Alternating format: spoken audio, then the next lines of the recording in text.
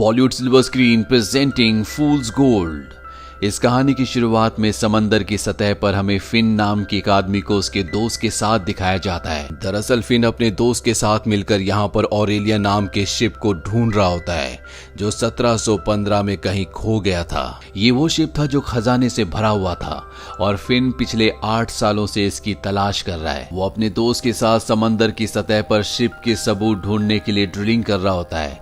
ये drilling machine ऊपर उसकी बोट पर रखी हुई एक जनरेटर मशीन से चल रही होती है और तभी जनरेटर में स्पार्क होता है जिससे कागज में आग लग जाती है। वो कागज उड़कर इनके सामान में चला जाता है जिससे पूरी की पूरी बोट पर आग लग जाती है और जल्दी वो बोट समंदर की सतह से टकराती है जिससे बहुत सारी मिट्टी उड़ती है और इस मिट्टी के उड़ने से फिन के हाथ में एक प्लेट का टुकड़ा आ जाता है जो प्लेट का टुकड़ा 1715 का होता है। दरअसल रानी के दहेज में ये प्लेट उसे दी गई थी और इस प्लेट के टुकड़े को पाने से वो बहुत ज्यादा खुश हो जाता है। फिन अपने दोस्त के साथ पानी की सतह पर आ जाता है और ये दोनों देखते हैं कि वहां पर इनकी बोट नहीं है। दरअसल इन दोनों बेवकूफों को ये पता ही नहीं था कि जिस चीज के गिरने से रेत उठी थी प्लेट इनके हाथ में आ गई। वो इनकी बोटी थी जो अब पानी में डूब चुकी है। ये दोनों के दोनों अब समझ चुके हैं कि इनकी पानी में बोट डूब चुकी है और तभी यहाँ पर 2 लोग आते हैं जो फिन को गन पॉइंट पर अपने साथ अपने बॉस के पास दूसरे शिप में ले जाते हैं। ये एक गैंगस्टर है और इस गैंगस्टर ने फिन को बहुत पैसे दिए थे और अब इसे अपने पैसे चाहिए, लेकिन फिन के पास कोई भी पैसा नहीं बचा। उसके पास सिर्फ एक बोट थी जो अब डूब चुकी है। फिन उसे वो प्लेट का टुकड़ा दिखाता और बताता है कि ये प्लेट उस खजाने वाले शिप में थी जो आज से कई 100 साल पहले पानी में डूब गया था और अब मुझे पता है कि वो शिप उसी जगह पर आसपास होगा जहां पर मुझे ये प्लेट मिली थी। मैं उस शिप को ढूंढ सकता हूं, इसमें मुझे तुम्हारी मदद चाहिए। गैंगस्टर को प्लेट का टुकड़ा दिखाता है। गैंगस्टर को लगता है कि ये कोई आम क्रॉकरी है, इसीलिए वो उसकी बातों पर विश्वास नहीं करता और अपने लोगों से कहता है कि इसे पानी में फेंक दो। गैंगस्टर के आदमी उसके पैर में जंजीरों के साथ भारी चीज बांधकर उसे पानी में फेंकने लगते हैं, लेकिन वो अपने आप को रोकने की कोशिश करता है और इसी आपाधापी में वो एक आदमी की गन निकाल लेता है। उसे पानी में फेंक देते हैं लेकिन वो उनके शिप को पकड़ लेता है और उन दोनों को जख्मी कर देता है, पर बाद में वो खुद भी पानी के अंदर गिर जाता है। उसके पैर पर भारी चीजें बंधी हुई है इसीलिए वो सतह पर चला जाता है और तभी वो देखता है कि कुछ ही दूरी पर गन भी है। वो मेंढक की तरह उछलता हुआ गन तक पहुंचता है, अपनी जंजीर को गोली मारकर तोड़ता है और सतह पर वापस आ जाता है। और अब उसे आज कोर्ट भी जाना है क्योंकि आज उसकी पत्नी से उसके डाइवोर्स का केस है। वहीं कोर्ट में उसकी पत्नी टेस और जज उसका इंतजार कर रहे होते हैं लेकिन बहुत देर तक वो नहीं आता और जज कहता है कि अगर अगले 15 मिनट्स तक वो नहीं आया तो उसकी सारी प्रॉपर्टी जितनी भी उसके पास चीजें वो सब तुम्हारा हो जाएगा और तुम्हें डाइवोर्स भी मिल जाएगा। और होता भी ऐसे ही। फिन उस जगह लेट पहुंचता है, तब तक जज अपना फैसला सुना चुका होता है जो फिन की वाइफ के फेवर में जाता है। फिन अपनी वाइफ को समझाने की कोशिश करता है लेकिन उसकी वाइफ कहती है कि मैं तुमसे परेशान हो चुकी हूँ।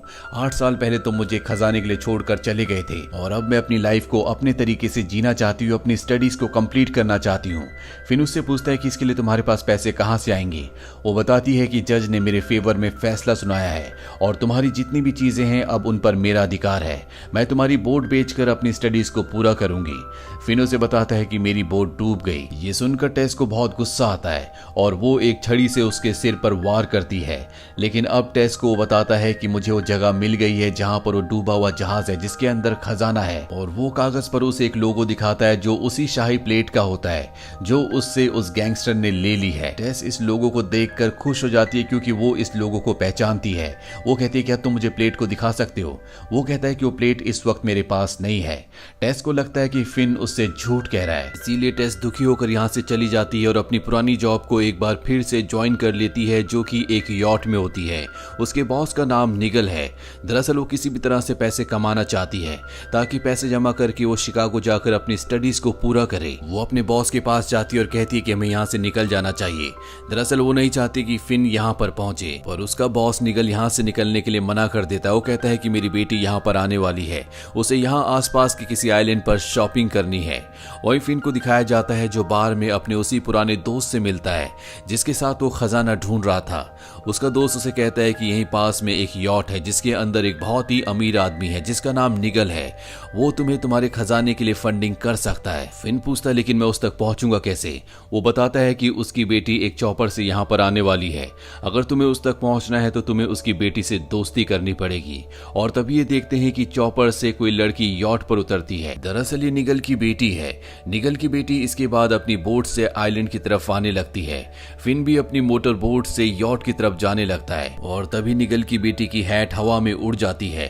फिन भी उस हैट को बचाने के लिए उस तरफ कूदता है, वो उसकी हैट को बचा लेता है, लेकिन तभी फिन की जो मोटर बोट होती है उसे निगल की बेटी की बोट टक्कर मार देती है। फिन पानी में गिर जाता है, लेकिन निगल की बेटी उसे पानी से ऊपर खींचकर अपनी बोट में ले आती है और फिन को यॉट में ले जाया जाता है, जहां पर निगल पहली बार उससे मिलता है। उसकी बेटी कहती है कि इसने मेरी हैट बचाने की कोशिश की थी, ये बहुत ही अच्छा इंसान है। निगल फिन को रात को खाने के लिए डिनर के लिए इनवाइट करता है और रात को जब इस सब के सब डिनर टेबल पर होते हैं तो वहां पर टेस आती है, जो फिन को देखकर चिल्ला उठती है और यहाँ पर निगल को पता चलता है कि ये दोनों पहले से एक दूसरे को जानते हैं। डिनर के बाद फिन उसे बताता है कि मैं और टेस पहले पति पत्नी थे, लेकिन हमारा डाइवोर्स हो चुका है।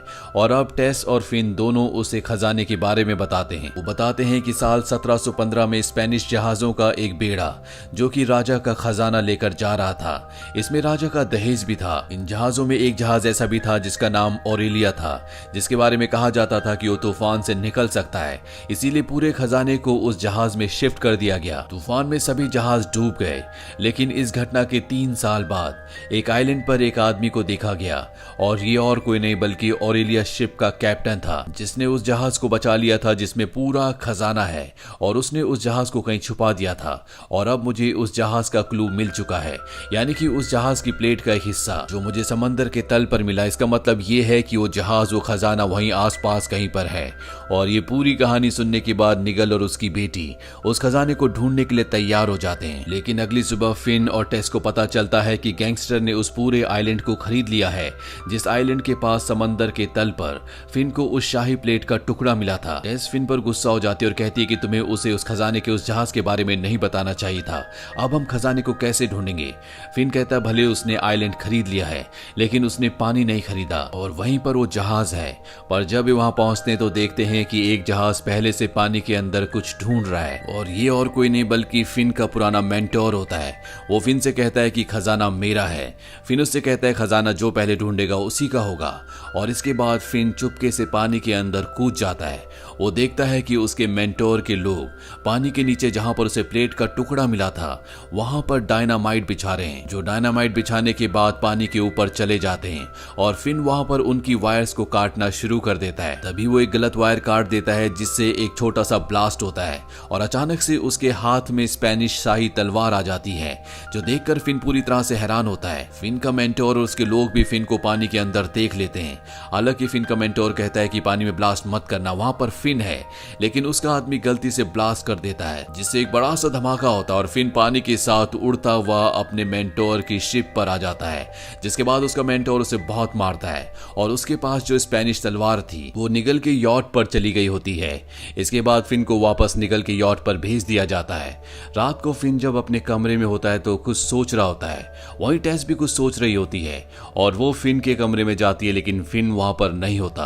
दरअसल अब वो आइलैंड पर पहुंच चुका है जहां पर गैंगस्टर का बार है। वो गैंगस्टर के आदमियों से कुछ पूछना चाहता है, पर गैंगस्टर का एक आदमी बैट से उसके ऊपर हमला करता है जिससे वो बेहोश हो जाता है और जब उसे होश आता है तो गैंगस्टर के सामने होता है। फिन उसे कहता है कि जिस आदमी को तुमने खजाना ढूंढने का काम दिया है वो कभी मेरा मेंटोर हुआ करता था, वो तुम्हारे लिए खजाना नहीं ढूंढ सकता, मैं तुम्हारे लिए खजाना ढूंढूंगा, बदले में तुम्हें 10% खजाना भी दूंगा। ये बात सुनकर गैंगस्टर हंसता है क्योंकि उसे पूरा का पूरा खजाना चाहिए। वो कहता है कि अगर तुम मेरे लिए खजाना ढूंढोगे तो मैं तुम्हें जिंदा छोड़ दूंगा। और इसके बाद वो फिन को छोड़ देता है। फिन वापस यॉट में आ जाता है जहां पर वो टेस से मिलता है। टेस उससे पूछती है कि तुमने गैंगस्टर से कितने पैसे लिए हैं। वो कहता है कि मैंने उससे $60,000 लिए हैं और अगर मैंने उसे वापस नहीं लौटाए तो मुझे मार देगा। अगली सुबह होने के साथ सब के सब एक बार फिर से समंदर के तल पर खजाने को ढूंढना शुरू कर देते हैं, पर पूरा दिन ढूंढने के बाद भी उन्हें खजाने का नामो निशान वहां पर नहीं मिलता। रात को फिन, टेस, निगल और इनके सभी साथी बैठे होते हैं। सब के सब हताश होते हैं। इन्हें समझ नहीं आता कि इन्हें वो खजाना, वो शिप क्यों नहीं मिला। फिन कहता है कि यहाँ का पानी बहुत साफ है, अगर यहाँ पर वो शिप होता तो आज तक किसी न किसी को जरूर दिख गया होता, यानी कि शिप यहाँ पर नहीं है। तभी इनकी यॉट का कैप्टन आता और कहता है कि तूफान आने वाला है, इसीलिए हमें यॉट को नॉर्थ बीच पर ले जाना होगा। ये कहकर वो वहां से चला जाता है। फिन उसकी बात सुनकर भागता हुआ उसके पीछे जाता है और उससे पूछता है कि तुम यॉट को नॉर्थ बीच पर ही क्यों ले जाना चाहते हो। कैप्टन उसे बताता है कि इस आइलैंड के आसपास नॉर्थ बीच ही एक ऐसा बीच है जहां पर चट्टाने नहीं है। और फिन समझ जाता है कि हो ना हो शिप के कैप्टन ने शिप को वहीं पर छुपाया है। और रात को जब वे वहां पर जाते हैं तो फिन और टेस पानी के अंदर गोता लगाते हैं और वो समंदर के नीचे उस शिप को ढूंढना शुरू कर देते हैं। और कुछ ही देर बाद इन्हें स्पेनिश शिप की तोपें वहां पर दिख जाती हैं और ये समझ जाते हैं कि ओलेरिया शिप के कैप्टन ने शिप को बचाने के लिए उसे इसी किनारे पर लाने की कोशिश की होगी जो बाद में यहाँ पर डूब गया होगा। अब सुबह होने के बाद ये दोनों के दोनों बीच पर खुदाई करना शुरू कर देते हैं जहां पर इन्हें शिप से जुड़ी हुई चीजें मिलती है जो कि बहुत पुरानी है, लेकिन इन्हें खजाने का नामो निशान इस जगह पर नहीं मिलता। जिसके बाद ये दोनों अनुमान लगाते हैं कि शिप के कैप्टन ने खजाने को यहीं कहीं आइलैंड में छुपा दिया होगा। और यहाँ आइलैंड पर एक बहुत पुरानी चर्च है। ये कहते हैं कि उस चर्च में ही हमें उस खजाने का कोई क्लू मिल सकता है। ये दोनों के दोनों उस चर्च में पहुंच जाते हैं जहां पर बहुत पुरानी किताबें होती हैं। और तभी टेस एक किताब पढ़ती है जिसमें लिखा होता है कि मैं यहाँ पर आने वाला पहला इंसान नहीं था, बल्कि स्पेनिश भी यहाँ पर पहले आ चुके हैं। यहाँ पर एक औरत भी थी जिसका नाम ओलेरिया था और उसकी कब्र अब भी वहीं पर है। ये सुनकर ये दोनों के दोनों हैरान हो जाते हैं क्योंकि ओलेरिया किसी औरत का नहीं बल्कि उस शिप का नाम था जिस शिप के अंदर खजाना था। ये दोनों अब कब्रिस्तान में जाते हैं जहां पर इन्हें ओलेरिया नाम की कब्र मिल जाती है। और जब ये उसे खोदते हैं तो उसके अंदर से एक ड्रम निकलता है जिसमें कुछ नोट्स होते हैं जो शिप के कैप्टन ने लिखे थे। और उसने लिखा होता है कि बहुत ढूंढने के बाद मुझे इस टापू पर खजाना छुपाने की जगह मिल गई, लेकिन उस खजाने को कोई भी ढूंढ नहीं सकता क्योंकि जिस जगह मैंने खजाना छुपाया है वो एक डेथ ट्रैप है जिसमें पूरे साल पानी भरा रहता है। सिर्फ दिसंबर में 1 या 2 बार ही वहां पर इंसान जा सकता है। ये सब सुनने के बाद फिन समझ जाता है कि उसने खजाने को ब्लो होल में छुपाया है। ब्लो होल वो होता है जो समंदर से जुड़ी हुई एक तरह की गुफा होती है जो सतह पर आकर खुलती है, लेकिन यहाँ पर हमेशा पानी भरा रहता है। पर इससे पहले कि ये दोनों उस जगह जाते यहाँ पर गैंगस्टर अपने आदमियों के साथ आ जाता है। वो फिन से वो डायरी मांगता है जो उसे कब्र के अंदर से मिली थी। फिन डायरी उसकी तरफ फेंक कर मारता है और इसके बाद इनके बीच में हाथापाई होना शुरू हो जाती है। फिन और टेस किसी तरह से यहाँ से बाइक लेकर निकल जाते हैं और तभी टेस बाइक से गिर जाती है और जब फिन पीछे देखता है तो अचानक से उसकी बाइक एक पहाड़ी से नीचे गिर जाती है जिससे एक ब्लास्ट होता है। टेस को लगता है कि फिन मारा गया और जोर से चिल्लाती है। यहाँ पर गैंगस्टर अपने आदमियों के साथ आ जाता है और ये टेस को पकड़ लेते हैं, जिसके बाद ये उसे ब्लो होल के पास ले जाते हैं क्योंकि अब इन्हें भी पता चल चुका होता है कि खजाना कहाँ पर है। ये टेस के पेट पर रस्सी बांधते हैं और उसे ब्लो होल के नीचे भेजते हैं। टेस जब नीचे जाती है तो देखती है कि वहां पर पानी के अंदर एक सुरंग है। वो सुरंग के अंदर जाती है और नीचे तल पर उसे खजाना दिख जाता है। यहाँ पर स्पेनिश तोप भी होती है। वो अपने पेट से रस्सी खोलकर तोप के साथ बांध देती है और वहां पर खजाने के एक बॉक्स को पकड़ लेती है क्योंकि उसे पता है कि पानी का प्रेशर बहुत जल्दी आने वाला है। और जैसी पानी का प्रेशर आता है उसके हाथ से खजाने का बॉक्स छूट जाता है, जिसकी वजह से उस बॉक्स के अंदर जो सोने के सिक्के होते हैं वो पानी के प्रेशर के साथ फव्वारे की तरह ऊपर से बाहर गिर जाते हैं, जिसे देखकर गैंगस्टर के लोग समझ जाते हैं कि खजाना यहीं पानी के अंदर है। और अब ये दोनों के दोनों पानी के अंदर गोता लगाते हैं। वहीं फिन को दिखाया जाता है जो अब भी जिंदा है और वो अपने मेंटोर से खजाना ढूंढने में उसकी मदद मांगता है। अब फिन भी इस जगह पहुंच चुका है। गैंगस्टर उसे देख लेता है, उस पर गोलियां चलाता है और फिन तब तक ब्लो होल तक पहुंच जाता है। वो देखता है कि नीचे टेस है। वो टेस को बचाने के लिए नीचे कूद जाता है। गैंगस्टर के दोनों आदमी नीचे होते हैं और अब एक बार फिर से पानी का प्रेशर यहाँ पर आने वाला है, इसीलिए टेस फिन को भी अपने साथ रस्सी से बांध लेती है। लेकिन इससे पहले कि पानी का प्रेशर दोबारा आता, यहाँ पर गैंगस्टर का एक आदमी सोने के सिक्कों का बॉक्स लेकर ऊपर पानी की सतह पर उस तक पहुंच जाता है। गैंगस्टर उससे पूछता है कि मेरा दूसरा आदमी कहां पर है। वो कहता है कि वो अभी पानी के अंदर ही है। और तभी गैंगस्टर देखता है कि ब्लो होल के अंदर से पानी का बहुत जोर से प्रेशर निकला है जो लाल रंग का है। दरअसल उसका आदमी भी इस प्रेशर के साथ ऊपर आया था जो चट्टानों के टकराने से मारा गया। और अब ये देखकर गैंगस्टर को बहुत गुस्सा आता है। वो अपने आदमी को वाटर एरो गन देता और कहता है कि उन दोनों को मार दो। इसके बाद उसका आदमी उस तरफ बढ़ चलता है लेकिन अब यहाँ पर फिन का जो मेंटोर होता है वो भी आ चुका होता है। वो पानी के अंदर गैंगस्टर के आदमी को देख लेता है जो टेस और फिन को मारने जा रहा होता है, इसीलिए पानी में कूद जाता है। गैंगस्टर का आदमी वाटर एरो गन से मेंटोर के ऊपर हमला करता है जिससे उसका पैर जख्मी हो जाता है। इसके बाद इन दोनों के बीच में लड़ाई होना शुरू हो जाती है और तभी गैंगस्टर को दिखाया जाता है जो खजाने के भरे बक्से को ऊपर खींचने की कोशिश करता है, लेकिन वो बक्सा उसके हाथ से छूट जाता है और पानी के अंदर जो उसका आदमी होता है उसके सिर पर जाकर लगता है जिससे उसकी मौत हो जाती है। और अब टेस और फिन भी पानी के ऊपर आ जाते हैं और तभी गैंगस्टर टेस को पकड़कर प्लेन में बिठा देता है और प्लेन को स्टार्ट करके यहाँ से ले जाने लगता है। टेस उस पर हमला करती है लेकिन गैंगस्टर उसे बेहोश कर देता है। और इससे पहले कि प्लेन यहाँ से टेक ऑफ होता निगल की बेटी यहाँ पर आ जाती है जिसके पास वाटर स्कूटर होता है। वो फिन को उस पर बिठाकर उस प्लेन तक पहुंचा देती है जो टेक ऑफ होने वाला होता है। फिन उसे पकड़ लेता है और अब गैंगस्टर देख लेता है कि फिन प्लेन को पकड़कर लटका हुआ है। वो दरवाजा खोलकर उसे शूट करने की कोशिश करता है लेकिन तभी टेस होश में आ जाती है और उसे लात मारकर ऊपर से नीचे पानी में फेंक देती है। फिन भी जल्दी से प्लेन के अंदर आ जाता है और वो प्लेन को कंट्रोल कर लेता है और अब इन्हें पता है कि वो स्पेनिश शिप का पूरा खजाना कहां पर है, लेकिन फिन को लैंड करना नहीं आता, इसीलिए इनका प्लेन क्रैश हो जाता है, लेकिन ये दोनों बच जाते हैं। और इसके बाद फिन टेस को एक बार फिर से शादी के लिए प्रपोज करता है, यानी कि ये दोनों एक बार फिर से रिलेशनशिप में आ चुके हैं। इस कहानी के अंत में दिखाया जाता है कि खजाना पाने के बाद ये सब के सब बहुत ज्यादा अमीर हो चुके हैं, साथ ही टेस अब प्रेग्नेंट भी है। इन्हें स्पेनिश शिप का जितना भी खजाना मिला होता है वो सब का सब इन्होंने एक म्यूजियम में रख दिया होता है जिसे पूरी दुनिया से लोग देखने के लिए आते हैं। और इसी के साथ एक कहानी जिसका नाम है फूल्स गोल्ड यहीं पर खत्म हो जाती है। ये फिल्म ईयर 2008 में रिलीज हुई थी। IMDb पर इसकी रेटिंग है 5.7। उम्मीद करते हैं कि ये कहानी आपको पसंद आई होगी।